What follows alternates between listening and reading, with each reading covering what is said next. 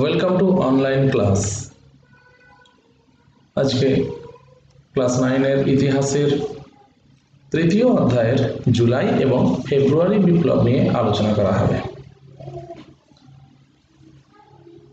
তো প্রথমে জুলাই বিপ্লবের কারণগুলি আলোচনা করো। এর উপরে ভিয়েনা সম্মেলনের সিদ্ধান্ত অনুসারে ফরাসি সিংহাসনে অষ্টাদশ লুই অধিষ্ঠিত হন। এই অষ্টাদশ লুই ও তার পরবর্তী শাসক দশম চার্লসের রাজত্বকালে ফ্রান্সের জনগণ স্বৈরাচারী শাসন ব্যবস্থাকে ভেঙে ফেলতে বিপ্লবের পথে পা বাড়ায়। আমরা এর আগের ভিডিওতে দেখেছি যে মেটারনিক সিস্টেমটা প্রথম ভেঙে পড়েছিল ফ্রান্সেই, তার কারণ এই জুলাই বিপ্লব। 1830 সালের এই জুলাই বিপ্লবের ফলে ফ্রান্সে ন্যায্য অধিকার নীতি পরিত্যক্ত হয়। যাক, তো এর কারণগুলো আমরা একটু দেখি ভেঙে। যে অষ্টাদশ লুই মানে যাকে ষোড়শ লুইয়ের যে ভ্রাতাকে ভিয়েনা সম্মেলনের সিদ্ধান্ত অনুসারে ফ্রান্সের রাজা করা হলো, তিনি তার ভুল নীতি কতটুকু দায়ী ছিল। সিংহাসনে বসে অষ্টাদশ লুই বেশ কিছু বিপ্লব বিরোধী পদক্ষেপ গ্রহণ করেন। যেমন তিনি ফ্রান্সে স্বৈরাচারী রাজতন্ত্র প্রতিষ্ঠা করেন। তিনি বিভিন্ন অভিজাতদের দেশে ফিরিয়ে এনে তাদের সম্পদ ফিরিয়ে দিতে উদ্যোগী হন, যা জনগণ ভালো চোখে দেখেননি।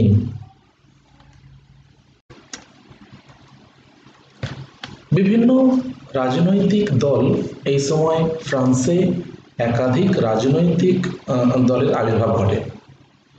যেমন বামপন্থী রাজনৈতিক দল, গণতান্ত্রিক দল, মধ্যপন্থী দল, প্রজাতান্ত্রিক দল, উদারপন্থী দল প্রভৃতি।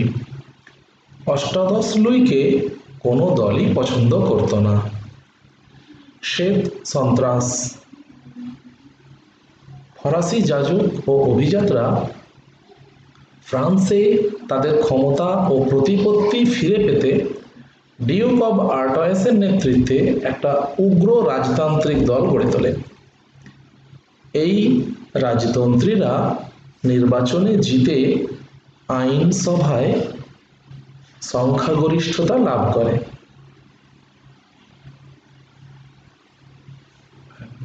দেখো অষ্টাদশ লুইয়ের ছবি। এমনকি 1815 সালে উগ্রপন্থী আল্টারা শ্বেত সন্ত্রাসের মাধ্যমে নেপোলিয়নের সমর্থক মার্শাল লে সহ কয়েকশো বিপ্লবী সমর্থককে হত্যা করলে ফরাসিবাসী ক্ষিপ্ত হয়ে ওঠে। এরপর দশম চার্লস কর্তৃক মধ্যপন্থা নীতি বাতিল। 1824 সালে কি হয়, অষ্টাদশ লুইয়ের পর রাজা হন দশম চার্লস। তো পরবর্তী শাসক দশম চার্লস তার পূর্ববর্তী শাসকের নীতিগুলোকে বাতিল করে দেন, দিয়ে ফ্রান্সে নিরঙ্কুশ স্বৈরতন্ত্র, অভিজাততন্ত্র ও ক্যাথলিক গির্জার প্রাধান্য প্রতিষ্ঠা করেন। এরপর বাক স্বাধীনতায় হস্তক্ষেপ। দশম চার্লস সংবাদপত্রের স্বাধীনতাকে খর্ব করেন। সংবাদপত্র নিয়ন্ত্রণ ও সরকার বিরোধী লেখার জন্য সাংবাদিকদের কারারুদ্ধ করার নীতি গ্রহণ করেন। দেখো এই যে ছবি দশম চার্লসের। ধর্মীয় গোঁড়ামিও ছিল। দশম চার্লস 1827 সালে ধর্ম বিরোধী আইন নামে একটি আইন পাস করেন।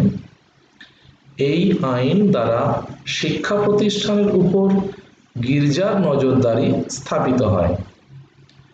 গির্জার বিরুদ্ধে সমালোচনার অধিকার কেড়ে নেওয়া হয়। জেসুইট ধর্মযাজকদের দেশে ফিরিয়ে এনে পুনরায় উচ্চ পদে নিয়োগ করা হয়। এরপর অভিজাত যারা ফরাসি বিপ্লবের সময় ফ্রান্স ত্যাগ করে চলে গিয়েছিল, দশম চার্লস সেই অভিজাতদেরকে আবার ফিরিয়ে আনলেন। শুধু তাই নয়, এমনকি অ্যাক্ট অব জাস্টিস নামে একটি আইন প্রণয়ন করে তিনি রাজকোষ থেকে দেশত্যাগী অভিজাতদের বিপুল ক্ষতিপূরণ প্রদান করেন। এরপর দশম চার্লসের প্রধানমন্ত্রী ছিলেন পলিগন্যাক। এই পলিগন্যাথের গোঁড়া নীতিও অনেকাংশে দায়ী ছিল।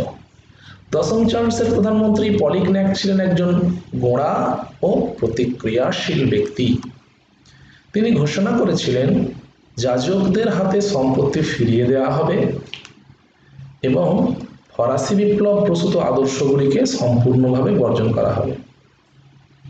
ফরাসি বিপ্লব পড়ার সময় তোমরা পড়েছিলে ওই যে যখন ব্যক্তি ও নাগরিকের ঘোষণাপত্র জারি করা হয় এবং সামন্ত প্রভুদের অধিকারগুলোকে হরণ করা হয়, তখন যাজকদের সমস্ত সম্পত্তিকে বাজেয়াপ্ত করে অ্যাসাইনেট নামে এক ধরনের কাগজের মুদ্রা চালু করা হয়েছিল। এখন কি করা হচ্ছে যে না, তাদেরকে সব সম্পত্তি ফিরিয়ে দেওয়া হবে। এর ফলে ফরাসিবাসী অবশ্যই তাদেরকে মানতে চাইবেন না। এটা হচ্ছে ওই দশম চার্লসের গোঁড়া প্রধানমন্ত্রী পলিগন্যাকের ছবি। জুলাই অর্ডিন্যান্স। দশম চার্লস 1830 সালে 25শে জুলাই এক অর্ডিন্যান্স জারি করেন। এই অর্ডিন্যান্সে নির্বাচিত আইনসভাকে ভেঙে দেওয়া হয়, সংবাদপত্রের স্বাধীনতাকে কেড়ে নেওয়া হয়, বুর্জোয়া শ্রেণীর ভোটাধিকারকে বাতিল করা হয় এবং অল্প কিছু ভোটের মাধ্যমে পরবর্তী নির্বাচনের দিনক্ষণ ঘোষণা করা হয়। এই ঘটনায় ক্ষিপ্ত জনতা পথে নামে এবং জুলাই বিপ্লবের সূচনা হয়। 1830 সালের এই জুলাই বিপ্লবের গুরুত্ব বা তাৎপর্য বা ফলাফল বা প্রভাব যখন আমাদেরকে আলোচনা করতে হবে, তখন আমরা দুটা অংশ দেখতে পাবো। একটা হচ্ছে ফ্রান্সের ভেতরে জুলাই বিপ্লবের কি প্রভাব পড়লো, আর একটা ফ্রান্সের বাইরে ইউরোপের অন্যান্য দেশে কি প্রভাব পড়লো। ফ্রান্সের অভ্যন্তরে জুলাই বিপ্লবের ফলাফল। 1 নম্বর, স্বৈরতন্ত্র ধ্বংস। ঐতিহাসিক গর্ডন ক্রেইগ বলেন, দশম চার্লসের আমলে ফ্রান্সে স্বৈরতন্ত্র প্রতিষ্ঠার যে উদ্যোগ নেওয়া হয়েছিল তাকে ধ্বংস করে জুলাই বিপ্লব। 2 নম্বর, ফ্রান্সের ভেতরে বুর্ব বংশের পতন ঘটে গেল। জুলাই বিপ্লবের ফলে ফ্রান্সে বুর্ব রাজবংশের চূড়ান্ত পতন ঘটল এবং অর্লিয়েন্স বংশীয় লুই ফিলিপ ফ্রান্সের সিংহাসনে বসলেন।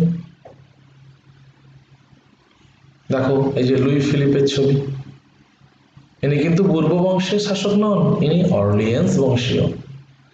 3 নম্বর, ন্যায্য অধিকার নীতির উপর কুঠারাঘাত। জুলাই বিপ্লবের মাধ্যমে ভিয়েনা সম্মেলনে গৃহীত ন্যায্য অধিকার নীতি ফ্রান্সে বাতিল হয়ে যায়। প্রমাণিত হয় ক্ষমতার প্রথম ও প্রধান উৎস হল জনগণ। 4 নম্বর, এটি ফরাসি বিপ্লবের পরিপূরক রূপে কাজ করেছে।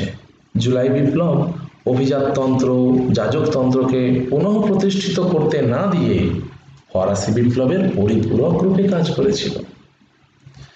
গণচেতনা বৃদ্ধি। জুলাই বিপ্লবের ফলে ফ্রান্সে ব্যাপকভাবে শ্রমিক ও বুর্জোয়াদের মধ্যে গণজাগরণ ঘটে।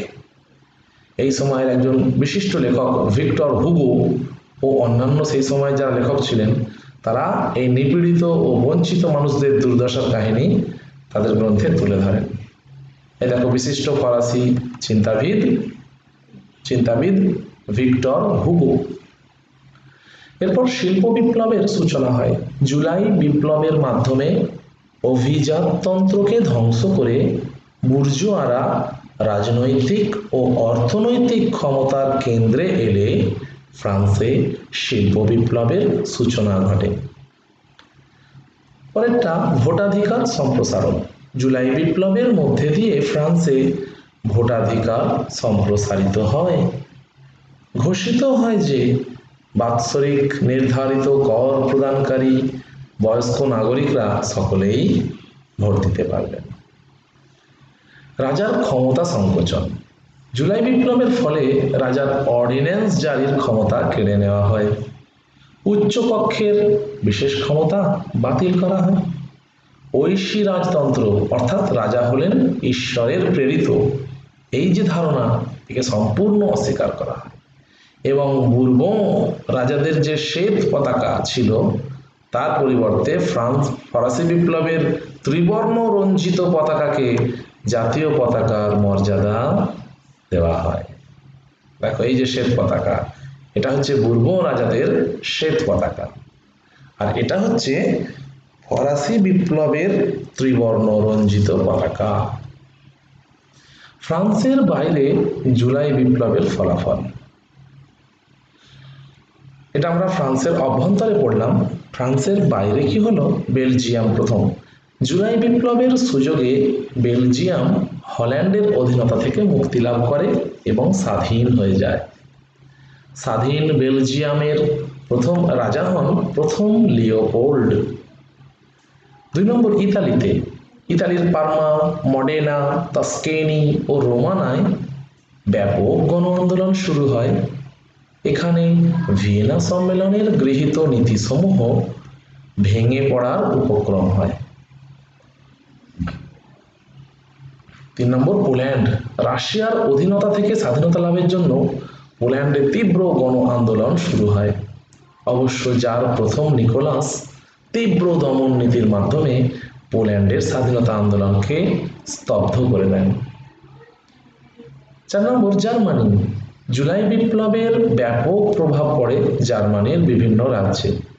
স্যাক্সনি, হ্যানোভার, ব্যাভেরিয়া প্রভৃতি জার্মান রাজ্যে গণজাগরণ দেখা দিলে ওই রাজ্যের বিদেশি শাসকরা বেশ কিছু শাসনতান্ত্রিক সংস্কার প্রবর্তনে বাধ্য হন। এরপর ইংল্যান্ড। জুলাই বিপ্লবের প্রভাবে ইংল্যান্ডে চার্টিস্ট আন্দোলন শুরু হয় এবং প্রথম একটি পার্লামেন্টারি সংস্কার আইন প্রবর্তিত হয়। রক্ষণশীল মন্ত্রিসভার পতন ঘটে। 1833 খ্রিস্টাব্দে আইন করে দাস প্রথারও উচ্ছেদ করা হয়। এরপর স্পেন, পর্তুগাল ও সুইজারল্যান্ডের ক্ষেত্রে জুলাই বিপ্লবের ফলে স্পেন, পর্তুগাল এবং সুইজারল্যান্ডে গণজাগরণ শুরু হয় এবং উদারনৈতিক শাসনতন্ত্র প্রতিষ্ঠার দাবিতে জনগণ আন্দোলনে সামিল হয়। শেষ পর্যন্ত তাদের এই দাবি ওখানকার শাসকরা মেনেও নেন। তাহলে তোমরা উপসংহার একটা শেষ করে দিই ছোট করে। জুলাই বিপ্লবের গুরুত্ব আলোচনা করতে গিয়ে ঐতিহাসিক ফিশার বলেছেন, প্যারিসের চুল্লি থেকে উড়ন্ত অগ্নিস্ফুলিঙ্গ ইউরোপের কাষ্ঠখণ্ডের উপরে পড়ে এক দাবানল সৃষ্টি করেছে। জুলাই বিপ্লব ইউরোপে এক দীর্ঘমেয়াদী পরিবর্তনের সূচনা করেছিল। এরপর আমরা ফেব্রুয়ারি বিপ্লবের ক্ষেত্রে চলে আসি। ফেব্রুয়ারি বিপ্লবের কারণ আলোচনা করো। জুলাই বিপ্লবের ফলে বুরবো রাজা বংশের পরিবর্তে অর্লিয়েন্স বংশের লুই ফিলিপ ফ্রান্সের সিংহাসনে বসেন, কিন্তু মাত্র 18 বছর পরেই ফেব্রুয়ারি বিপ্লবের অভিঘাতে জুলাই রাজতন্ত্রের পতন ঘটে। এই যে জুলাই আন্দোলনের একটা ছবি, ফেব্রুয়ারি বিপ্লব, জুলাই রাজতন্ত্রের পতনের ছবি, অর্থাৎ ফেব্রুয়ারি বিপ্লব। জুলাই রাজতন্ত্রের পতনের কারণ। জুলাই রাজতন্ত্র কেন বলছি আমরা? 1830 সালে জুলাই বিপ্লবের ফলে লুই ফিলিপ সিংহাসনে বসেছিলেন, তাই একে জুলাই রাজতন্ত্র বলছি। তাহলে জুলাই রাজতন্ত্রের পতনের কারণ হচ্ছে প্রথমেই রাজতন্ত্রের দুর্বল ভিত্তি। পার্লামেন্টের কোনো সর্বসম্মত রাজা ছিলেন না। আমাদের যিনি হয়েছিলেন রাজা সেই সময়, অর্থাৎ লুই ফিলিপ, পার্লামেন্টের মাত্র 430 জন সদস্যের মধ্যে 219 জনের ভোটে তিনি সভাপতি নির্বাচিত হন। অর্থাৎ এই রাজতন্ত্রের ভিত্তি ছিল খুবই দুর্বল। 215 পেলে জিতে যেত, 219 পেয়েছে, কোনো রকমে রাজা হয়ে গেছে। বুর্জোয়াদের প্রভাব। বুর্জোয়া পার্লামেন্টে নির্বাচিত হয়েছিলেন, তার আমলে দেশের স্বার্থ রক্ষা করা হয়, ফলে কৃষক, শ্রমিক ও খেটে খাওয়া মানুষরা এই সরকারের বিরুদ্ধে ক্ষুব্ধ ছিল। ন্যায্য অধিকারবাদীদের বিরোধিতা। বুরবো রাজতন্ত্রের অনুগামীরা মনে করতেন যে জুলাই রাজতন্ত্র অবৈধ ও বেআইনি শাসক, তার আদর্শের এখানে একটু টাইপ ভুল করে ফেলেছে, যার তার পৌত্র কাউন্ট অফ চ্যামফোর্ডকে তারা বৈধ রাজা বলে মনে করতেন। বোনাপার্টিস্টরা নেপোলিয়নের গৌরবময় উজ্জ্বল বৈদেশিক নীতির সাথে লুই ফিলিপের দুর্বল বৈদেশিক নীতির তুলনা করে তার দুর্বল শাসনের অবসান চেয়েছিল। এছাড়া তারা নেপোলিয়নের ভ্রাতুষ্পুত্র লুই নেপোলিয়নকে সিংহাসনে বসাতে উৎসাহী হয়ে ওঠে। এই যেটা হচ্ছে লুই নেপোলিয়ন, যার উপাধি ছিল তৃতীয় নেপোলিয়ন। সমাজতন্ত্রী দলের বিরোধিতা। লুই ব্ল্যাঙ্ক, সেন্ট সাইমন প্রমুখ সমাজতন্ত্রী নেতৃবৃন্দ লুই ফিলিপের বুর্জোয়া ঘেঁষা অর্থনীতির তীব্র বিরোধিতা শুরু করেন। যাজক শ্রেণী। লুই ফিলিপ যাজক শ্রেণীর হাত থেকে শিক্ষা ব্যবস্থার দায়িত্ব কেড়ে নেন। এছাড়া তার ধর্মনিরপেক্ষ নীতির কারণে যাজকরাও লুই ফিলিপের উপরে খুশি ছিল না। প্রজাতন্ত্রী দলের বিরোধিতা। লুই ফিলিপ সম্পত্তির ভিত্তিতে ভোটাধিকার নীতি চালু করলে বহু গরিব মানুষ ভোটাধিকার হারায়। এই কারণে প্রজাতন্ত্রীরা তার উপর অসন্তুষ্ট ছিল। ত্রুটিপূর্ণ বিদেশ নীতি। লুই ফিলিপ সিংহাসন হারানোর ভয়ে যে কোনো মূল্যে যুদ্ধ এড়িয়ে চলতেন। এই জন্য বোনাপার্টিস্টরা ও পার্লামেন্টের অন্যান্যরা তাকে কাপুরুষ হিসেবে দেখতেন। ফ্রান্সের গৌরবরাজ। তিনি পোল্যান্ড ও ইটালির জাতীয়তাবাদী আন্দোলনে নিরপেক্ষ থাকেন। বেলজিয়ামের স্বাধীনতা যুদ্ধে নেতৃত্ব দিতে ব্যর্থ হন। মিশর ও তুরস্কের বিরুদ্ধেও নিরপেক্ষ অবস্থান নেন। তার এই সকল পদক্ষেপে ফ্রান্সের গৌরব ম্লান হয়। শ্রমিকদের ক্ষোভ। ফ্রান্সের শিল্প বিপ্লবের পূর্বে শ্রমিকদের অবস্থা ছিল শোচনীয়।